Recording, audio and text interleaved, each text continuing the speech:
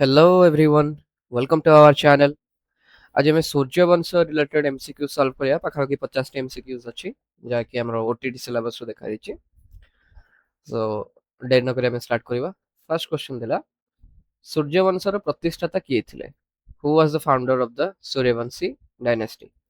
Correct answer କ'ଣ ହବ ଆମେ ଜାଣିଛେ କପିଳେନ୍ଦ୍ର ଦେବ। କପିଳେନ୍ଦ୍ର ଦେବ କେଉଁ ବର୍ଷରେ ସିଂହାସନ ଆରୋହଣ କରିଥିଲେ?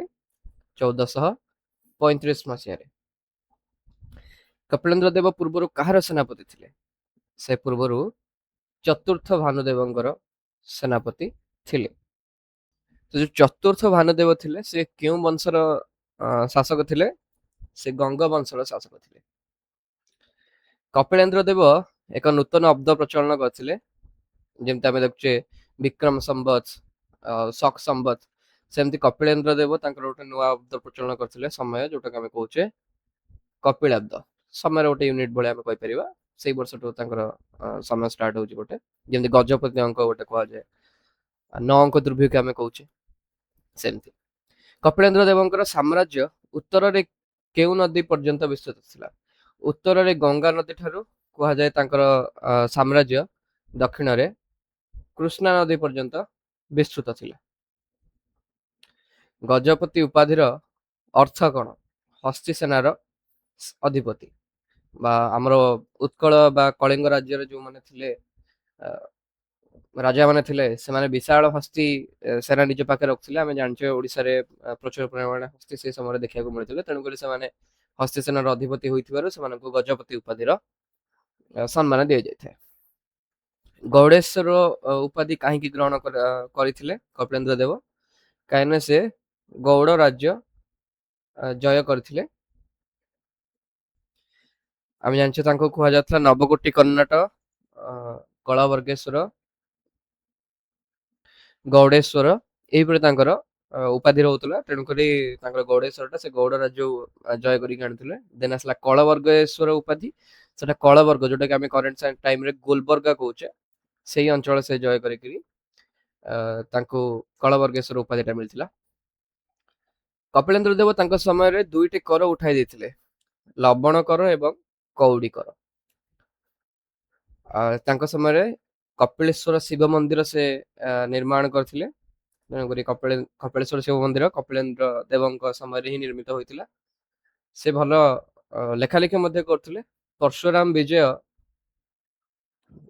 ରଚନା କରିଥିଲେ ଆମର କପିଳେନ୍ଦ୍ର ଦେବ। ପରଶୁରାମ ବିଜୟ ଗୋଟେ ନାଟକ ଥିଲା। ସଂକ୍ଷେପ ଶାରୀରିକ ବର୍ତ୍ତିକା ନୃସିଂହ ବାଜପେୟୀ, ଏଟା ପଡେ ପ୍ରାୟ ସମୟରେ କ୍ୱେଶ୍ଚନ କି ନୃସିଂହ ବାଜପେୟୀ କେଉଁ ପ୍ରସିଦ୍ଧ ଗ୍ରନ୍ଥ ରଚନା କରିଥିଲେ? ସେଟା ହଉଛି ସଂକ୍ଷେପ ଶାରୀରିକ ବର୍ତ୍ତିକା। ସାରଳା ଦାସଙ୍କୁ ଆଦିକବି ଆମେ କହିଥାଉ ବା ଶୂଦ୍ରମୁନି ମଧ୍ୟ କୁହାଯାଏ ସାରଳା ଦାସଙ୍କୁ। ତାଙ୍କର ଦୁଇଟି ପ୍ରସିଦ୍ଧ ଗ୍ରନ୍ଥ ହେଉଛି ମହାଭାରତ ଏବଂ ଚଣ୍ଡୀ ପୁରାଣ। କପିଳେନ୍ଦ୍ର ଦେବଙ୍କର ଜ୍ୟେଷ୍ଠ ପୁତ୍ର ଥିଲେ ହମ୍ଭୀର ଦେବ। ହମ୍ଭୀର ଦେବ ଥିଲେ ତାଙ୍କର ଜ୍ୟେଷ୍ଠ ପୁତ୍ର, କିନ୍ତୁ କପିଳେନ୍ଦ୍ର ଦେବ କାହାକୁ ଉତ୍ତରାଧିକାରୀ ଘୋଷଣା କରିଥିଲେ? ପୁରୁଷୋତ୍ତମ ଦେବଙ୍କୁ।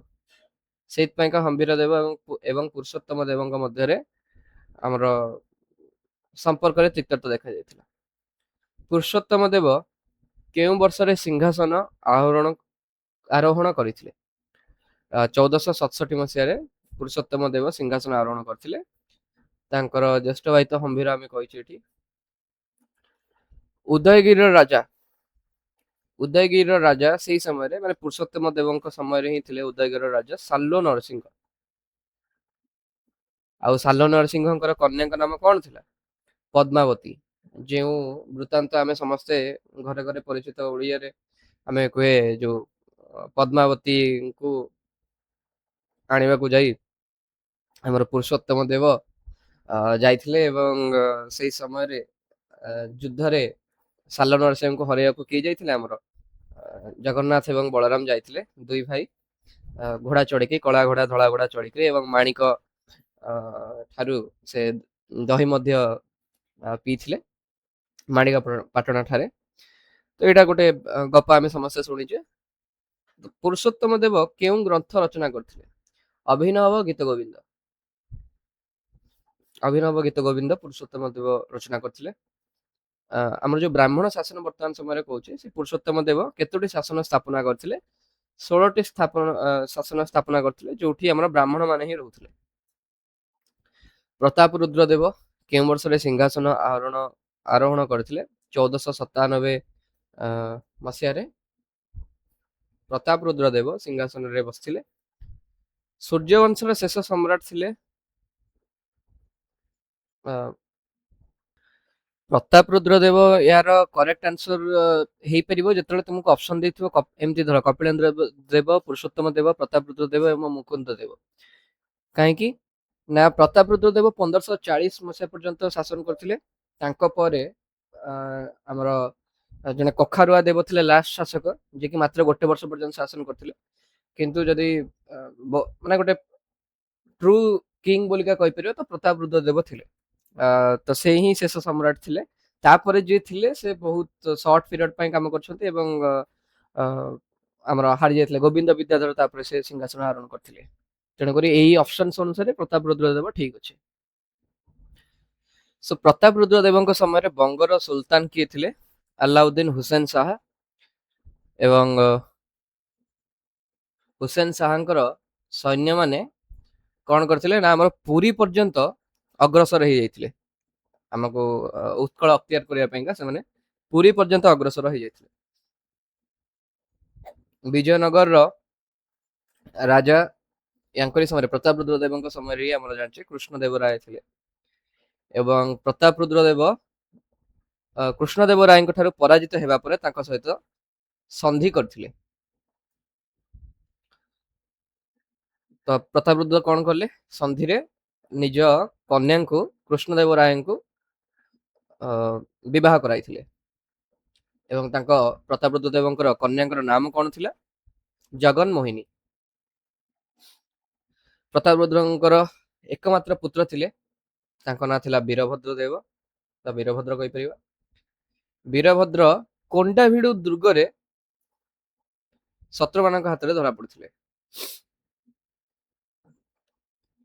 ଏବଂ ସେ କଣ କରିଥିଲେ ନା ଆତ୍ମ ବଳିଦାନ ଦେଇ ବୀରଭଦ୍ର ଦେବ ମୃତ୍ୟୁବରଣ କରିଥିଲେ। ତାପରେ ଆମର ଗ୍ରନ୍ଥ ଉପରେ ଆସିଲା କ୍ୱେଶ୍ଚିନ୍, ସରସ୍ୱତୀ ବିଳାସ এটা କିଏ ରଚନା କରିଥିଲେ? ପ୍ରତାପ ରୁଦ୍ର ଦେବ ନିଜେ ରଚନା କରିଥିଲେ।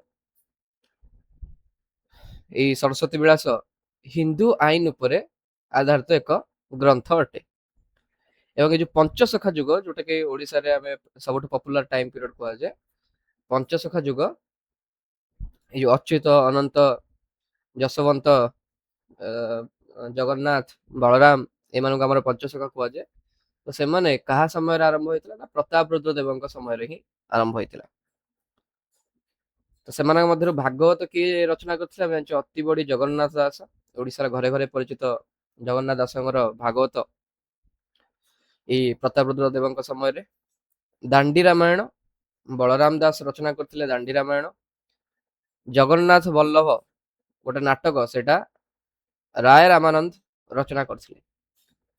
ମୁକ୍ତି ମଣ୍ଡପ ଯୋଉ ଜଗନ୍ନାଥ ମନ୍ଦିରରେ ଅଛି, ମୁକ୍ତି ମଣ୍ଡପ କିଏ ନିର୍ମାଣ କରିଥିଲେ ପ୍ରଶ୍ନ ଆସେ, ତ ପ୍ରତାପ ରୁଦ୍ର ଦେବ। ତ ଜଗନ୍ନାଥ ମନ୍ଦିରର ବିଭିନ୍ନ ପାର୍ଟ ଅଛି, କିଏ କେଉଁଠି ନିର୍ମାଣ କରିଥିଲେ ଆପଣ ମାନେ ସମସ୍ତେ ମନେ ରଖିଲେ ବେଟର। ଆମେ ଦେଖିଥିଲେ ଜଗନ୍ନାଥ ମନ୍ଦିର କାହା ସମୟରେ ଆରମ୍ଭ ହେଇଥିଲା, ତାପରେ ମୁକ୍ତି ମଣ୍ଡପ କିଏ ନିର୍ମାଣ କରିଥିଲେ, ସେମିତି ଅଛି ମେଘନାଥ ପ୍ରାଚୀର କିଏ ନିର୍ମାଣ କରିଥିଲେ। ତ ଏଇ ସବୁ ଆପଣ ନୋଟ କରି ରଖିଲେ ଭଲ ରହିବ। ପ୍ରତାପ ରୁଦ୍ର ଦେବ ବୈଷ୍ଣବ ଧର୍ମରେ ଦୀକ୍ଷିତ ହେଇଥିଲେ।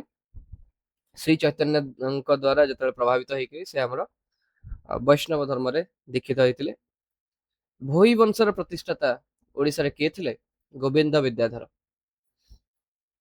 ଏବଂ ଓଡିଶାର ଶେଷ ସ୍ୱାଧୀନ ରାଜା ଥିଲେ ରାଜା ମୁକୁନ୍ଦ ଦେବ, ଯିଏକି 1568 ମସିହା ପରେ ଆମର ସିଂହାସନରୁ ସେ ହଟି ଯାଇଥିଲେ। ମୁକୁନ୍ଦ ଦେବଙ୍କୁ ତେଲେଙ୍ଗା ମୁକୁନ୍ଦ ନାମରେ ମଧ୍ୟ ଜଣାଯାଏ। ତ ଯଦି କ୍ୱେଶ୍ଚନ ଆସିଲା ତେଲେଙ୍ଗା ମୁକୁନ୍ଦ କାହାକୁ କୁହାଯାଏ? ଆମର ମୁକୁନ୍ଦ ଦେବଙ୍କୁ କୁହାଯାଏ। ମୁକୁନ୍ଦ ଦେବ କେଉଁ ବର୍ଷରେ ସିଂହାସନ ଆରୋହଣ କରିଥିଲେ? 1560 ମସିହାରେ ସିଂହାସନ ଆରୋହଣ କରିଥିଲେ। ବାରବାଟୀ ଦୁର୍ଗ ମଧ୍ୟରେ ନବତଳ ପ୍ରାସାଦ କିଏ ନିର୍ମାଣ କରିଥିଲେ? ଶ୍ରୀ ମୁକୁନ୍ଦ ଦେବ। ଏବଂ ଯୋଉ 1568 ମସିହାରେ ଓଡିଶା ଉପରେ ଆକ୍ରମଣ କରିଥିଲେ ସୁଲେମାନ କରାଣୀ, ଏବଂ ସେଇ ତାଙ୍କରି ହାତରେ ପରାସ୍ତ ହୋଇ ନିହିତ ହୋଇଥିଲେ। କୋଉ ଜାଗାରେ ନା ଗୋହିରୀ ଟିକିରା ଠାରେ। ତ ୟା ସହିତ ଆମର ଯୋଉ ସୂର୍ଯ୍ୟବଂଶ ତାପରେ ଭୋଇ ବଂଶ ଏବଂ ଏ ସବୁର ଆମର ପତନ ଘଟିଥିଲା। ତେଣୁ ମୁକୁନ୍ଦ ଦେବ ଥିଲେ ଓଡ଼ିଶାର ଶେଷ ସ୍ୱାଧୀନ ରାଜା। ତେଣୁ ଏହା ସହିତ ଆମର ସୂର୍ଯ୍ୟବଂଶ ଯୋଉ ଚାପ୍ଟରଟେ ଥିଲା ଏଠି ସରିଯାଇଛି। ଆଶା କରୁଛି ଭିଡ଼ିଓଟି ଭଲ ଲାଗିଥିବ। ଭଲ ଲାଗିଥିଲେ ଲାଇକ୍ କରିବେ, ସେୟାର କରିବେ ଏବଂ ସବସ୍କ୍ରାଇବ୍ କରିବେ। କମେଣ୍ଟ ଦେବାକୁ ଭୁଲିବେ ନାହିଁ। ଆଉ ଯଦି ପଲିଟି ଚାପ୍ଟରର ରାଜନୀତି ବିଜ୍ଞାନର ବା ଭୂଗୋଳର କୌଣସି ଟପିକ୍ ଉପରେ ଆପଣଙ୍କୁ ଭିଡ଼ିଓ ଦରକାର ଅଛି ତ ଆମର ଯୋଉ ଚ୍ୟାନେଲ ଅଛି କ୍ୱାଣ୍ଟମ୍ ଲିପ୍ ବାଇ ରାଜାରାମ, ସେଇ ଚ୍ୟାନେଲରେ ଆମର ଭିଡ଼ିଓସ୍ ଗୁଡ଼ିକ ଅଛି। ରାଜନୀତି ବିଜ୍ଞାନର ବହୁତ ବିସ୍ତୃତ ଭାବରେ ମୁଁ ବର୍ଣ୍ଣନା କରିଛି। ମୌଳିକ ଅଧିକାର ହେଲା ବା ଆମର ସମ୍ବିଧାନର ଗଠନ ଏଇ ସବୁ ଉପରେ ବହୁତ ଭଲସେ ବିସ୍ତୃତ ଭାବରେ ବର୍ଣ୍ଣନା କରାଯାଇଛି। ଆପଣମାନେ ସେଠି ଦେଖିପାରିବେ। ସୋ ଆମେ ଏତିକି ରଖୁଛୁ। ଧନ୍ୟବାଦ। ଜୟ ହିନ୍ଦ, ଜୟ ଭାରତ।